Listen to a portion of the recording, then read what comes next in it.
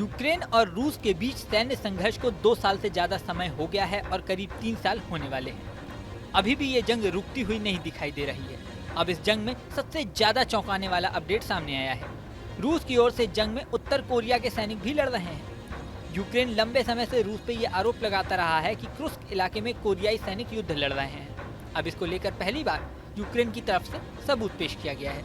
Ukraine की खुफिया agency ने शनिवार को ये घोषणा की कि उन्होंने 2 घायल उत्तर कोरियाई सैनिकों को हिरासत में लिया है। सैनिकों को इलाज और पूछताछ के लिए कीव ले जाया गया है। इस बारे में यूक्रेन के राष्ट्रपति जेलेंस्की ने कहा कि दुनिया को असल सच्चाई के बारे में पता चलना चाहिए। यूक्रेनी सुरक्षा सेवा यानी SBU ने इसका एक वीडियो भी जारी किया है। इस वीडियो में दोनों बंदी सैनिक दिखाई दे रहे हैं। दोनों ही घायल अवस्था में हैं। SBU के अनुसार एक सैनिक को 9 जनवरी को यूक्रेनी विशेष दलों ने पकड़ा, जबकि दूसरे को पैराट्रूपर्स ने पकड़ा है।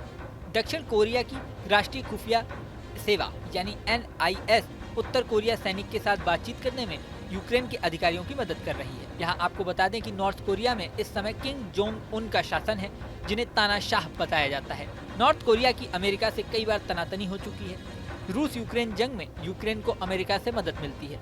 नॉर्थ कोरिया की बात करें तो ऑफिशियली कभी भी उसने ये नहीं कहा कि वो रूस यूक्रेन जंग में किसी की मदद कर रहा है, लेकिन नॉर्थ कोरिया के सैनिक यूक्रेन जंग में पकड़े जाने की बात सामने आई है। हालांकि इससे पहले 24 दिसंबर को भी ये दावा सामने आया था कि यूक्रेन ने रूस की ओर से लड़ते हुए नॉर्थ कोरिया के एक सैनिक को पकड़ा है, लेकिन तब कोई भी सबूत पेश नहीं किया गया था। हालांकि यूक्रेन पहले भी रूस पे ये आरोप लगाता रहा है, लेकिन रूस ने कभी भी इसे एक्सेप्ट नहीं किया।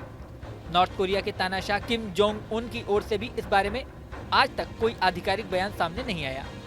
जेलेंस्की ने दिसंबर के महीने में ये दावा किया था कि रूस की ओर से लड़ते हुए नॉर्थ कोरिया के 3000 सैनिक मारे जा चुके हैं। यही नहीं, यूक्रेन की एक एजेंसी ने यह भी अनुमान जताया था कि इस जंग में 10 से 12,000 उत्तर कोरियाई सैनिक रूस की तरफ से लड़ाई कर रहे हैं।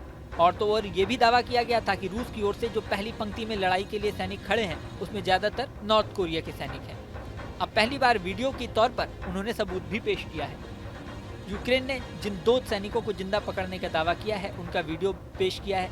यूक्रेन की तरफ से जारी वीडियो में दोनों लोगों को एक कोठरी में चारपाई पर लेटे हुए दिखाया गया है। एक के जबड़े में चोट लगी हुई है और कुछ खून के दाग भी दिखाई दे रहे हैं, जबकि दूसरे सैनिक के दोनों हाथों में पट्टी बंधी हुई दिखाई दे रही है।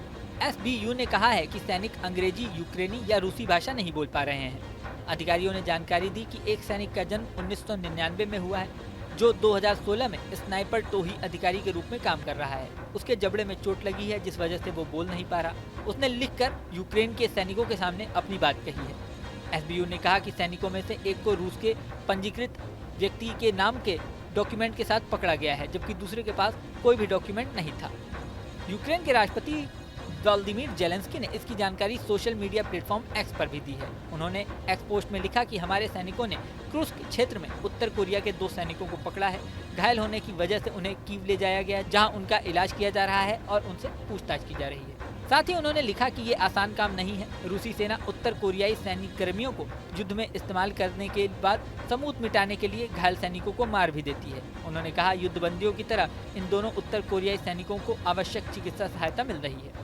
साथ ही जेलेंस्की ने आगे लिखा कि इन कैदियों के जरिए दुनिया को यह जानने की जरूरत है कि असल में क्या हो रहा है, किस तरह से ये युद्ध लड़ा जा रहा है। इस वीडियो में फिलहाल इतना ही। बने रहें न्यूज नेशन के डिजिटल प्लेटफॉर्म पर। न्यूज नेशन अब व्हाट्सएप पर। खबरों के ताजा अपडेट के लिए न्यूज नेशन के इस QR कोड को स्कैन करें।